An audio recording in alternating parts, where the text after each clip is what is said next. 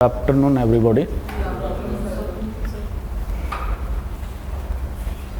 आज हमारे बीच में रिंकेश मीना जो 95th रैंक से सेलेक्ट हुए हैं JLO 2023-24 में, आप लोगों को मोटिवेट करने के लिए और अपना जो सक्सेस स्टोरी है उसको सुनाने के लिए आए हैं। काफ़ी संघर्षपूर्ण जो है वो रिज़ल्ट है रिंकेश का।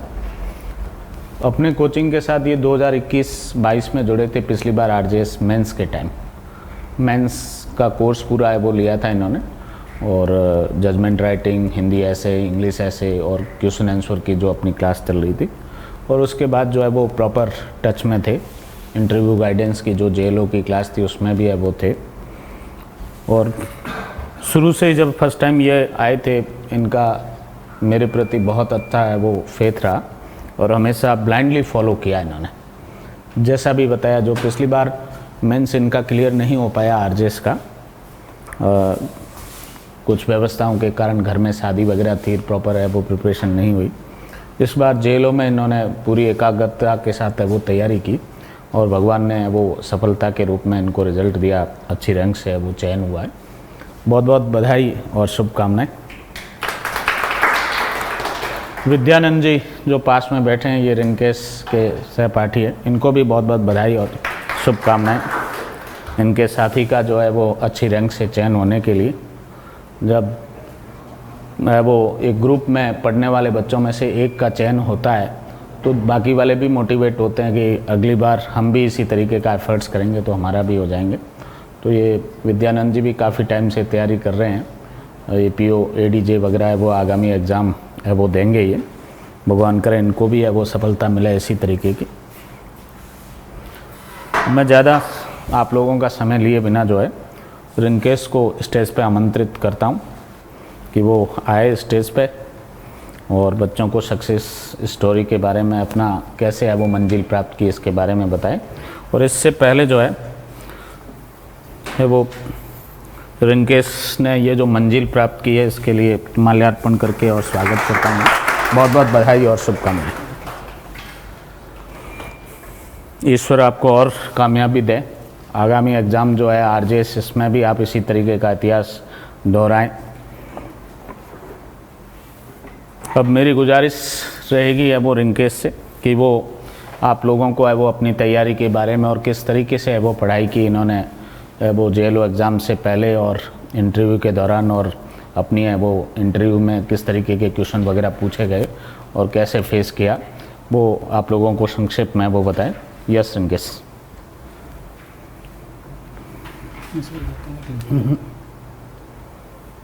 अब बोलो। सबसे पहले तो मैं KD एडवांस लॉ क्लासेज और KD सर को बहुत बहुत आभार व्यक्त करना चाहता हूं कि जिनके मार्गदर्शन से मैं आज आप सब लोगों के सामने यहाँ पे खड़ा हूं। और आगे की कड़ी में आपसे इतना ही कहना चाहूँगा कि तो सर हैं गाइड करने के लिए, सब कुछ सर बताते रहते हैं, वैसे वैसे हमें करते रहना है।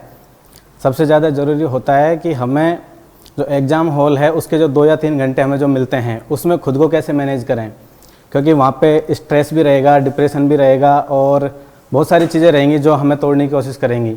लेकिन फिर भी हमें इन सबको भेजते हुए इतना ही याद रखना है कि परिणाम जो भी होगा हमें उसकी चिंता नहीं करनी है, हमें हमारा बेस्ट देना है और उसको देते हुए हमें हमारे कर्तव्य पथ पर निरंतर आगे बढ़ते रहना चाहिए। और एक बात हमेशा ध्यान रखते रहना चाहिए कि निरंतरता ही सफलता की सर्वोत्तम बेस्ट कुंजी रहेगी बस। तो कभी भी गैप नहीं आना चाहिए और पढ़ने के हवस के बारे में ऐसे नहीं सोचना चाहिए कि हम 10 घंटे पढ़ें, हम 12 घंटे पढ़ें, हम 15 घंटे पढ़ें।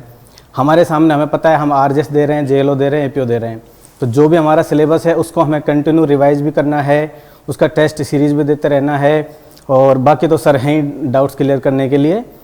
तो बस इतना ही कहना चाहूँगा। एक बार पुनः सर का बहुत बहुत आभार व्यक्त करना चाहूँगा कि सर ऐसे मार्गदर्शन करते रहें और आप सबके लिए भी बेस्ट ऑफ लक। आपने वो प्रतिदिन कितने घंटे पढ़ाई की इस मंजिल को प्राप्त करने के लिए? सर मैंने 7-8 घंटे तो एवरेज दिए ही हैं।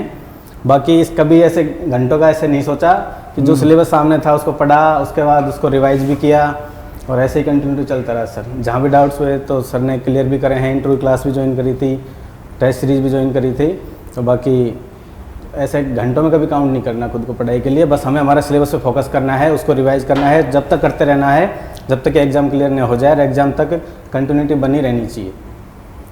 इस बार इंटरव्यू दिया तब आपको पूरी होप थी कि आप सेलेक्ट हो जाएंगे? सर मुझे पूरी उम्मीद थी इस बार कि मेरा हो जाएगा इस बार, उसी कॉन्फिडेंस में अंदर गया था। और जो डर मेरे यहाँ आरपीएस में एंटर करने से पहले था वो वहाँ एंटर करने के बाद पूरी तरह ख़त्म हो चुका था। तो वहाँ जाने के बाद मुझे अच्छा लगा था। मैं जैसे बाहर आया था तो मुझे खुद पे ही बिलीव हो गया था कि मैं इंटरव्यू बोर्ड की तरफ से तो मैं क्लियर हूँ। अच्छा, इस तरह, क्योंकि दिमाग में मैंने सोचा ही नहीं कि सेकंड ऑप्शन क्या रखना है, हमेशा सोच के चलो कि जो हम कर रहे हैं वो हमें मिलेगा। तो ये स्टूडेंट्स जो है वो पढ़ रहे हैं तो कैसे पढ़ें, डायरेक्ट से या बुक से, एसेंशियल्स को ज़्यादा देखें? इस बारे में कहना चाहूँगा कि क्वांटिटी को वेटेज न दे के क्वालिटी को वेटेज दें, क्योंकि आज का टाइम ऐसा है डिजिटलाइजेशन में हमें गूगल पे भी बहुत सारे, यूट्यूब पे भी खूब सारे चैनल मिलेंगे, खूब सारे हमें पढ़ने के लिए मटेरियल मिल जाएगा, लेकिन उस पर ध्यान नहीं देते हुए सबसे पहले डायरेक्ट टू कमांड रखें। और जैसे सर के पास आप आ रहे हो तो सर पे पूरी तरह से निर्भर रहें, क्योंकि हमें यह सोचने का हमारा पॉइंट नहीं है, सर सोचेंगे कि हमारे लिए हमें क्या बेस्ट देंगे वो। तो हमें तो जो सर करवाते हैं उसके गाइडेंस में चलते रहना चाहिए। जिस तरीके से मैंने तो जब सर के पास आया था 2021 में मेंस में आया था, तो सर से पूछता था ऐसे जैसे LKG UKG में पूछते हैं कि सर आप बता दो क्या पढ़ना है, आप जो कह दोगे वही पढ़ूंगा, उसके बाहर कुछ नहीं पढ़ूंगा। ऐसे इंटरव्यू दे के मेंस का वो रिजल्ट आया था तो सर के पास आया था, सर इतने नंबर आ रहे हैं, होगा कि नहीं होगा? सर ने बोला हो जाएगा, इतने नंबर कोशिश करना। तो मैं सर आप जो क्लास में करा दोगे वो नोट करूँगा, इसके अलावा कुछ नहीं पढ़ूंगा। तो जो सर ने कराया था, मेरा इंटरव्यू इर्द गिर्द उन्हीं में रहा था और अप्रोक्स 20 मिनट चला था, वहाँ पे मैं उनके सारे जवाब दे पाया। एक दो बार मैंने सॉरी बोला था, तो ऐसा तो है नहीं कि हम पूरी तरह परिपक्व हों कि उनको सबका जवाब दे देंगे। ऐसा कोई एक दो सवाल जो जिसने बहुत प्रभावित किया हो आपको इंटरव्यू में, अच्छा लगा हो आपको कि क्वालिटी का क्वेश्चन कोई पूछा हो इंटरव्यू में? उन्होंने सर मेरे से सबसे पहले पूछा था कि ह्यूमन राइट्स में आप LLM किससे किया है? तो मैंने मानव अधिकार से किया था। तो करीब 10 मिनट उन्होंने मुझे इसी पे घेरे रखा था, मानव अधिकार क्या होते हैं, इसके भारत में क्या प्रावधान है, कब कौन सी बॉडी कब बनी थी, स्टेट ह्यूमन राइट कमीशन क्या होता है, इसके मेंबरों की योग्यता क्या होती है, कार्य क्या होते हैं, क्या फंक्शन होते हैं, क्या मानवाधिकार जानवरों को के लिए भी होते हैं क्या, इस तरीके से उलझाने की कोशिश करी थी। तो मैं जैसे उन्होंने पूछा था कि मानवाधिकार क्या जानवरों के लिए भी होते हैं क्या, तो मैं उन पर मैंने सॉरी सर प्लीज़ एक बार रिपीट कर दीजिए, समझ नहीं पा रहा, क्योंकि मैं समझ चुका था कि वो कह रहे हैं कि मानवाधिकार, तो मानवाधिकार सिर्फ मानव के होते हैं। तो वहाँ पे मैंने फिर भी उनको जैसे ही सॉरी बोला तो उन्होंने दोबारा मेरे से पूछा, तो फिर मैं रुक गया था। तो वो समझ गए थे कि हाँ ये इनकी क्या हम इनकी वो देखना चाह रहे हैं कि ये इस पर चुप हो गए। तो उन्होंने मेरे को ज़्यादा उलझाया नहीं था। फिर वो आगे चले गए, CRPC में प्रोसीजर पूछने लग गए थे कि जजमेंट और डिग्री क्या होती हैं, उनको कैसे अपन संशोधन कर सकते हैं, प्रावधान है या नहीं है, तो कहाँ पे हैं, इस तरीके से। तो उनको थोड़ा सा जैसे बेयर एक्ट में जो सेक्शन है वो भी बताए थे। उसके बाद वो संविधान में आ गए थे कि आर्टिकल 32 को किसने कहा गया है संविधान की आत्मा, 32 226 में क्या अंतर है, 32 में क्यों जाते हैं 226 में क्यों नहीं जाते हैं, इस तरीके से सारे पूछे थे और इस तरीके से रहा था। तो ऑल ओवर सही रहा था, क्योंकि हम जो तैयारी करते हैं उसका हमें बेस्ट मिलता ही है, किसी भी रूप में हमें वो मिलता ही है। तो इसलिए इस बात की चिंता नहीं करें, अपने कर्तव्य पथ पर चलते रहें, परिणाम की चिंता हमें बिल्कुल नहीं करनी है। थैंक यू अगेन, बहुत बहुत बधाई और शुभकामनाएं।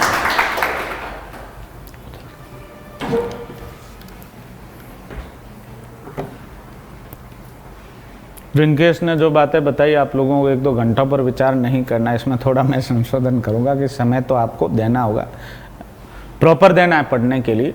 अब ये है कि घंटों का मतलब ये नहीं है कि आप 18-20 घंटे दें, बट एटलीस्ट 8-10 घंटे आपको रोटेट करने ही करना, इतना तो कम से कम समय, क्योंकि बिना समय दिए एग्ज़ाम नहीं निकलेगा।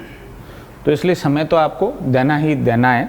ये नहीं है कि आपकी रेगुलरिटी है वो नहीं रहे, आप 5 दिन पढ़ लिए और 25 दिन है वो 5 दिन तो कंटिन्यू 20-20 घंटे पढ़ लिए और 25 दिन पढ़ ही नहीं रहे हो, ऐसा नहीं होना चाहिए। रेगुलर स्टडी चलती रहनी चाहिए और 8 से 10 घंटे रोज़ रोटेट करें। डायरेक्ट ही आपके इस एग्ज़ाम की बैकबोन है। यदि डायरेक्ट में जितनी आप लोगों की अच्छी पकड़ है, उनमें दिए गए provision, explanation, proviso, exception, illustration और इम्पोर्टेंट केस लॉ, इन सब पे और डिफरेंसेस वगैरह जो और थोड़ा हटके भी डायरेक्ट से पूछा जाता है, जितनी उन पे पकड़ मजबूत होगी उतना एग्ज़ाम आपको लोगों के लिए इजी होता रहेगा। चाहे वो एग्ज़ाम ADJ का है, चाहे वो एग्ज़ाम RJS का है, चाहे वो एग्ज़ाम APP का है, चाहे वो एग्ज़ाम JLO का है। सब एग्ज़ामों में डायरेक्ट की महत्वपूर्ण भूमिका है। उसको जितना अच्छा करोगे, जितना अच्छा समझोगे किताबों वगैरह के माध्यम से, आपके पास जो सामग्री उपलब्ध है उसके माध्यम से, उतनी ही परीक्षा आप लोगों के लिए ईजी होती रहेगी।